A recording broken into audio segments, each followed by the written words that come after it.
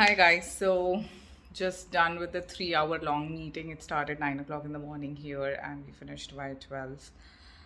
The meeting was good in the sense at least I'm clear that I have zero expectations from ADC Part 2 exam.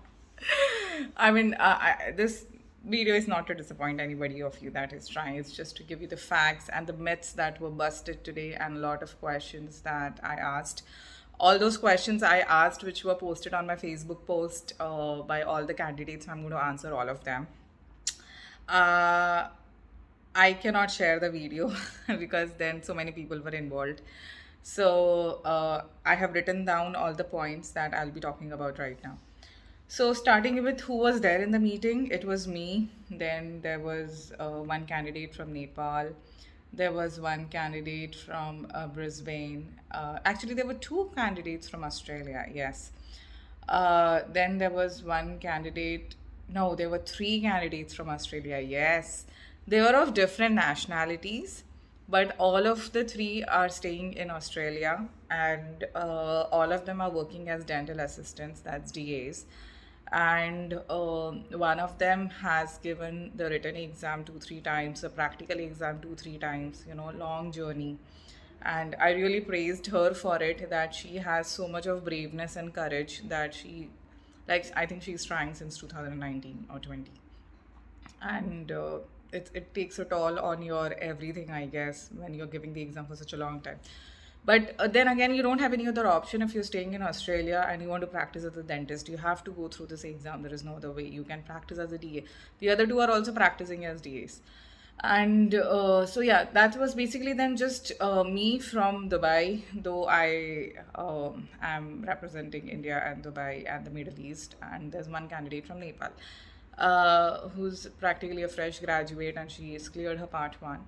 And now she's having some visa issues basically. So I'll be covering all those points as well. And then from the ADC side, they had this dentist who uh, herself gave the practical exam 3 times. Okay, so I did ask her a couple of questions, which I will come to later.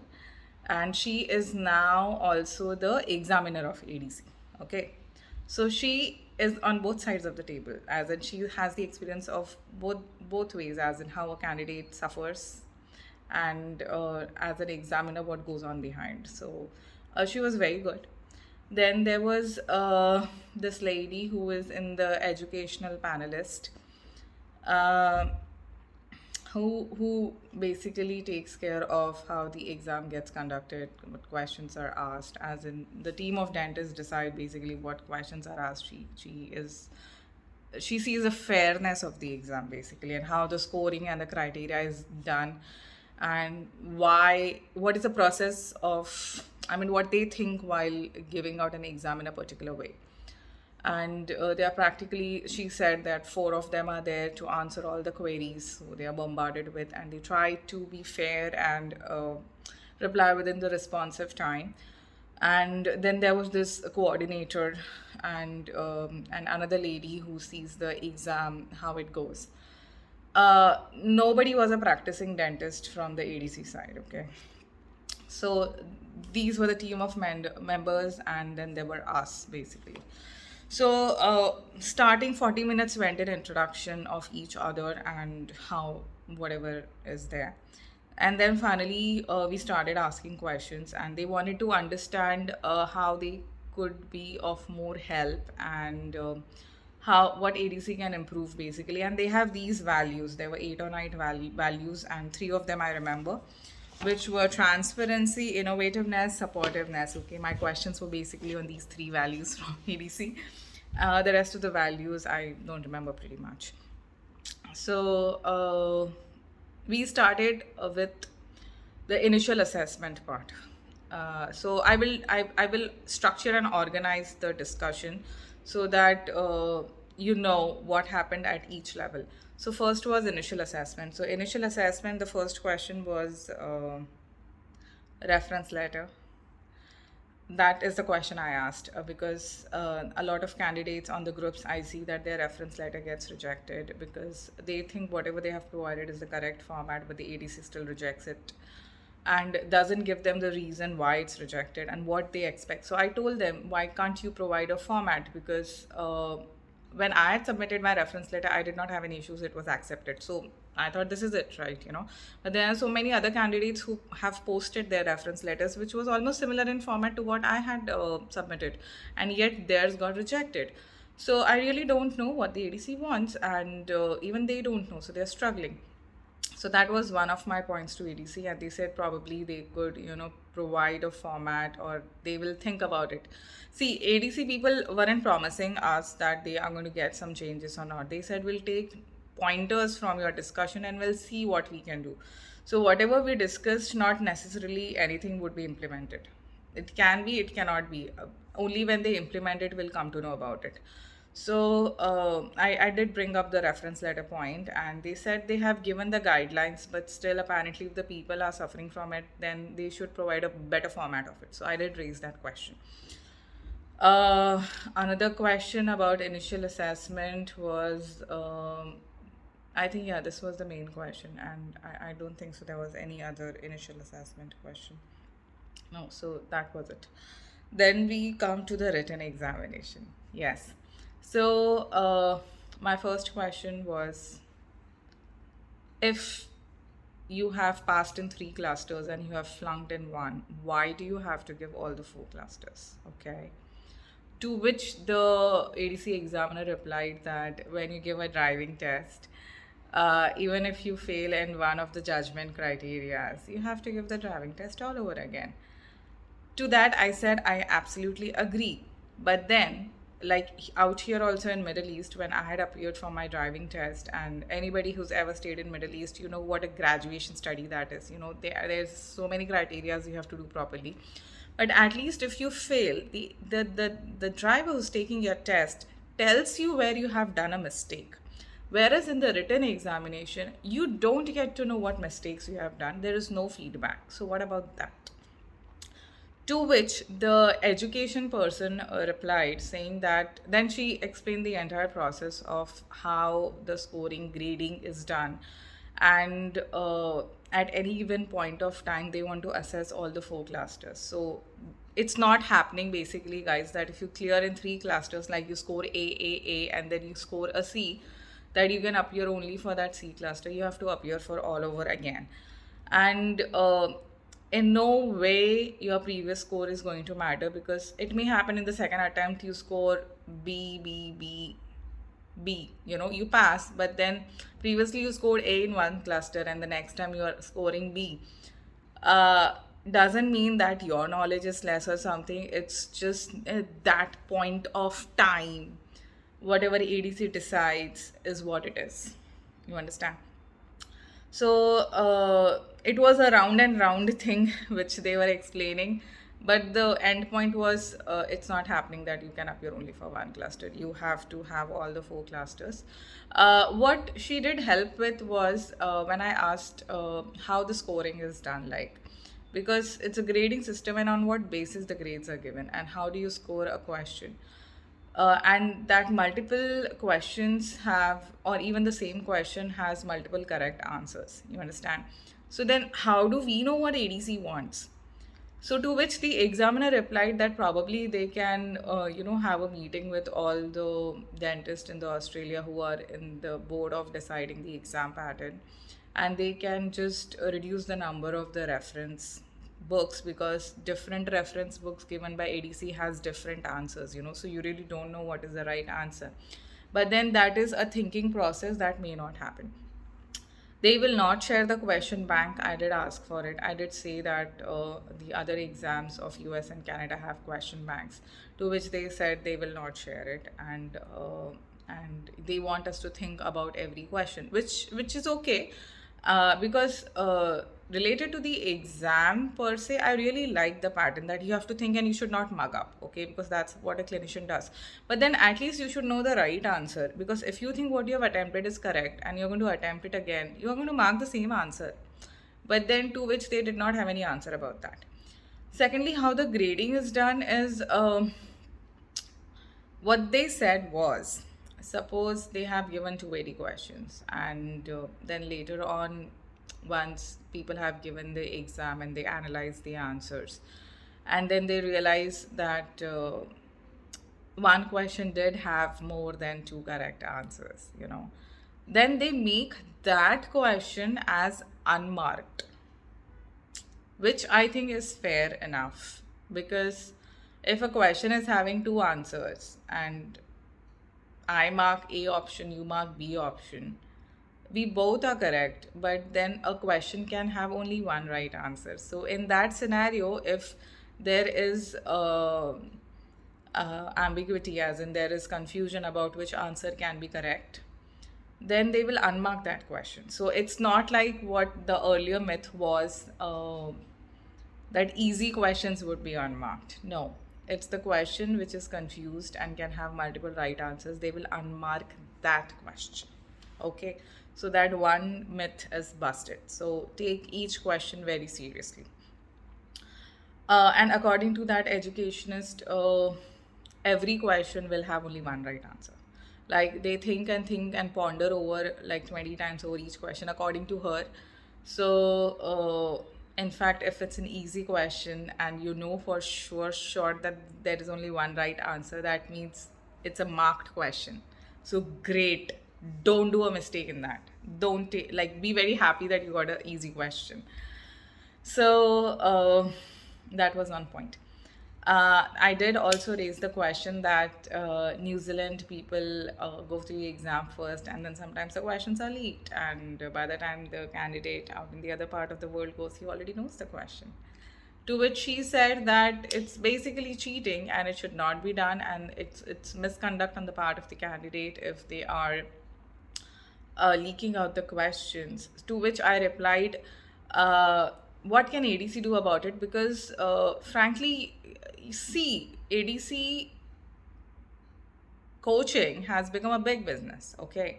And there are so many mentors who claim that only their candidates can pass, and so you should join only their course. They are not uh, encouraging the candidate to use their analytical skills. They are just saying you join our course, and the questions that we provide are the ones that ADC provides, and that's why you can pass. They are not trying to uh, make efficient the skills of a candidate to think. They are just trying to promote their coaching. So I did raise this point to her, and then she was like, she knows that ADC coaching is a big business, and then she was like, this is not an institution which is educationist, as in ADC is not responsible for educating the candidates. So it's up to the candidate what to do. But then of course they should not be leaking out questions, and but this is how the world is and this is how it is. One of the other candidates asked her, why is the written examination only twice a year? To which they said, because they can handle so far only this much load. So it is what it is basically. But at least we know why it is as it is and why they can't change or they don't want to change. So bottom line, nobody's releasing a question bank. Bottom line, no feedback is going to come. Yeah, one very good point was raised, and that was when I asked them, what is a review? Like when a candidate is going to pay for review, for example, if you fail in one cluster, how does that go? And it's so damn expensive. To which she replied, a review, and I quote, is not reassessment. What that basically mean is, for example, it's my part two exam, and I've passed in everything, but I have failed, say, in the task of, say, one diagnosis and cluster example.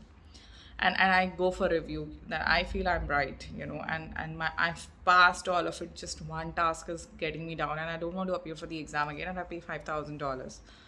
What they will do is they will see if the result that was released was of your name. Did any examiner, what was the exam fair to you? did everything go properly in the exam. What they will not be checking is the actual task for which you have paid. See, when we say review, we mean that you will reassess my that task and see if you have done a mistake in marking me. But according to them, once the examiner has marked you, they will not question that examiner to reassess you, because they hold their examiners in high judgment. So the review is not reassessment. You understand? It's waste of your money. It's nothing basically. So do not ever go for review with ADC. My point. It's you wasting your money. So at least good they cleared that point. And in my dreams also I would not have thought about this, but then good she clarified. So that was great on their part. Uh, so that was all about the written exam. Now we come on to the practical exam. So my first question was, so I took up this value of innovativeness which they have, and I upfront asked them, see, you changed from that postal method by which I had to send all the documents. Now it's become an exam portal, or like a website basically, which is so great. Then they are having this meeting, first time ever discussion with the candidates, which is so great, and they are they're embracing the innovativeness of the world. Then why are we still stuck on amalgam and PFM? So everybody smiled, including me. So, but then their answer was, they have also thought about this multiple times, but as of now, this task is going to stay, because in some remote areas in Australia, people still use amalgam. So to which my question was, they use amalgam because apparently they don't have any other restorative material or what, or even if I consider that point, if a patient comes to you in a remote area with a fractured central incisor, are you going to do amalgam over that? Obviously not. But then they said still it's being used. Still many people in Australia have amalgam filling. So a candidate is supposed to know how to remove it and take care of the contamination and the disposing, because patient health is the utmost. So it's gonna stay. They will not reduce amalgam as a task. So yeah, everybody's nightmare is amalgam, but it's gonna stay because it is what it is. So that was about the practical task. Then two of the candidates said that during the exam they were not given enough putty, so they had to go and ask for it multiple times. That gives me a tip that my exam is coming over, so in the start only I'll ask her, give me more putty. So that is what I learned from it. Then, what was the other part of the practical exam? Yeah, I did say that why can't you provide a feedback, to which they again said that they don't do that, and it's not possible for them to to give each candidate a review of their each task feedback. Okay, I did take the courage and ask the ADC examiner this question, and I will say exactly what I said. I asked her that she herself attempted it 3 times, and when she was attempting it for the first time, there's this ADC booklet which is provided with all the rubrics. So in spite of reading the rubrics of the ADC, did she feel the need to take a course to know how to perform? To which she was very honest enough, and she said yes, she did take a course, and that she stays in Perth, and there were no classes in Perth, so she had to travel all the way to Melbourne, take the course, go back, and then practice by herself, and then give an exam. So I told her, you are an ADC examiner, you are in the ADC, and still, in spite of being an ADC examiner and being in ADC, you still felt the need to take the course when you were giving an exam. So that means there is some lack of things that ADC needs to give to the students. Basically, that means is any candidates who's appearing for a Part 2 exam is mandatorily has to take a course, and there is no getting away with it. So do you understand that ADC exam itself is $6,000, which is okay. It's an exam, whatever your cost. The courses outside are like $9,000 and up, and then you have to practice so much, and then you give an exam, and in case you fail, you have to give it all over again, and if 3 years pass, you go back to the written examination because it's expired. Isn't that heartbreaking? To which all of them said, yes, it is. But nothing can be done. So I feel things can change. It depends now what is their intent, if they want to change or not. So I wasn't happy with this answer, honestly, because if you're giving out a handbook, like I mentioned before, I give you a handbook of how to fly an aeroplane, and I don't tell you how to do it. How are you supposed to do it? You have to go and take a coaching. Now, what bothers me is that you are a practicing dentist, you are graduated, you have dealt with patients, and that's why they have the experience and the reference and whatever. And then you ask us to do some technical tasks, which is not exactly how you perform in the mouth.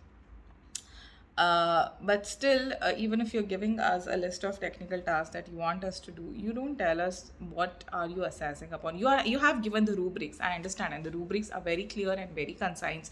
But still, as a first-time candidate, not a repeat candidate, as a first-time candidate, I would still be clueless how to perform them. I am a dentist. You give me an actual patient. You tell me to do a root canal. I'll do it.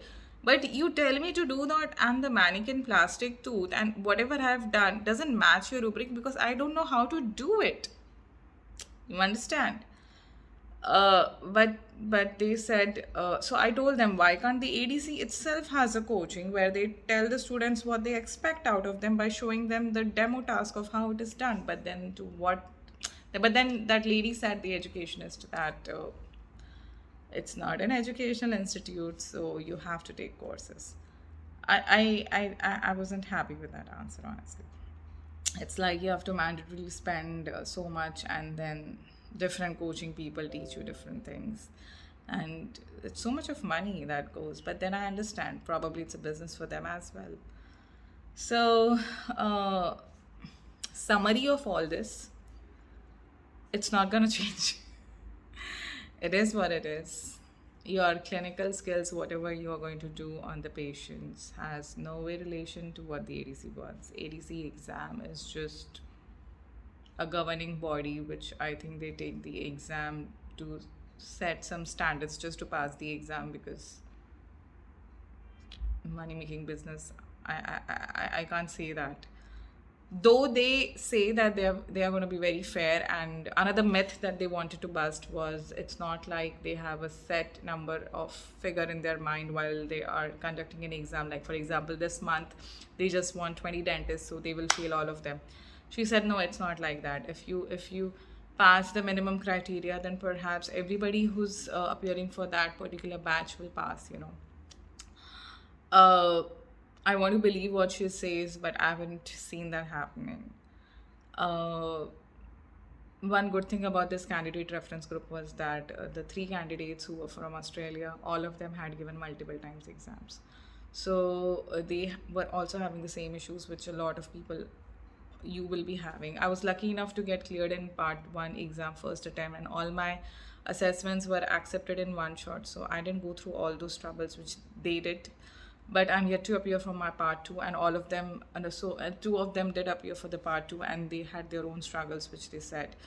Uh, so my advice after listening to them, and after hearing all this from the ADC per se itself, my genuine advice to all those people who who want to move to Australia and practice as a dentist, don't move and then start studying, because because all three of them are trying to pass that exam since 4 and 5 years, and they are just practicing as a dental assistant. And now I don't know how much you are comfortable with, but if you are a thorough clinician, then it's gonna kill you from inside to assist another dentist, and you being the assistant. If you don't have any choice and you must go to Australia and embrace that kind of a life, it's up to you. Understand the reality, guys. All the Facebook posts that you see of people passing, they have passed in multiple attempts sometimes. And the fundings that has come and the troubles that they have gone through, it doesn't mean that everybody who's going to appear is going to pass in first attempt. So and I saw whenever they spoke that, they are still trying for it. You know how much stress that comes. You have a full-time job, you have a family to manage, and then you have to appear for the exam, and then you keep on failing and failing and failing, and with no feedbacks. And then like one of them said that she graduated in 2012, and since 2012 she's just practicing as a dental assistant. It means you have not touched a patient. I mean, is this kind of the life you want, just to clear the ADC exam and then have the life that you want? You appear for the exam, but I would say clear the exam, both part one and part two, and then plan and shift to Australia, so that at least when you shift, you can easily find a job and start studying. Otherwise, after shifting, you'll have other things to manage. Like it's not like somebody's providing you money for free. You'll have to work as something else. Are you okay to work as somebody else? So ask yourself this question. And another important point was this girl from Nepal. She cleared her part one and she applied for part two and paid for it, and then she applied her visa, and now that is giving her a problem because Australian visas for people outside Australia may not come in first shot. My own visa came after 2.5 months, but at least I got to know from my friends that one of them, they had paid for the exam and the visa was rejected. So I just used a bit of my brains, and I waited until my visa came. Then only I applied for the exam. Otherwise, what was the point of paying 6,000 dirhams and taking the stress? Oh my God, my exam is due, my visa is still not here. So all those people who are outside Australia, first apply for your visa. And which subcat? See, you don't have to go to an agent. I applied by myself. I did not go to any agent and pay them extra. Their website is beautiful. It took me 90 minutes to fill all the details what they wanted. I submitted. The next day, I was told that I have to go for the biometric. I booked an appointment after 17 days because that was the slot available. I went for the biometrics and I paid. And then after submitting the biometrics, it took full 2 months for my visa to come online. And that visa was valid for 1 year, and I had applied in tourist category subclass 600. So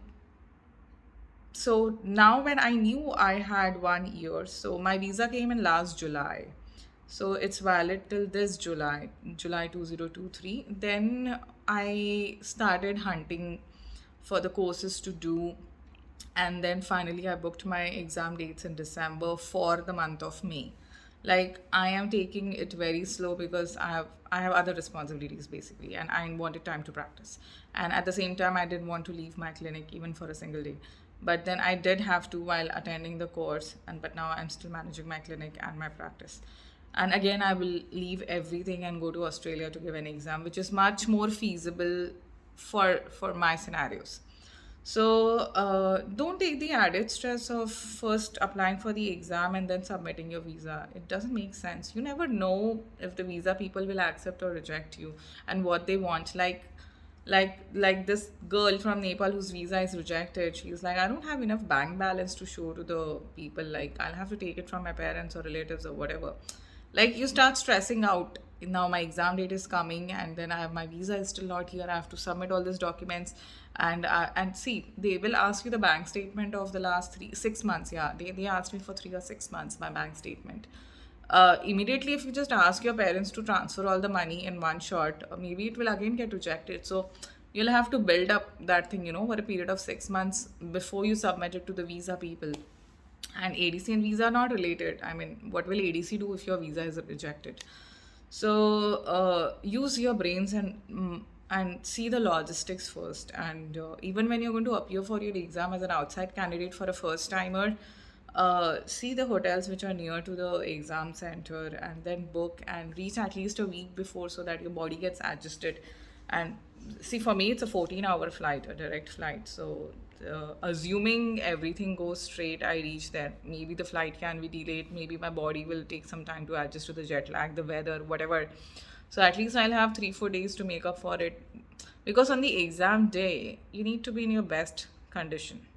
You need to have the best of mental health, the best of physical health. Because even if you do wrong in one cluster and you fail, there is not like supplementary thing that they will allow you to appear only for that particular thing. You'll have to appear everything again.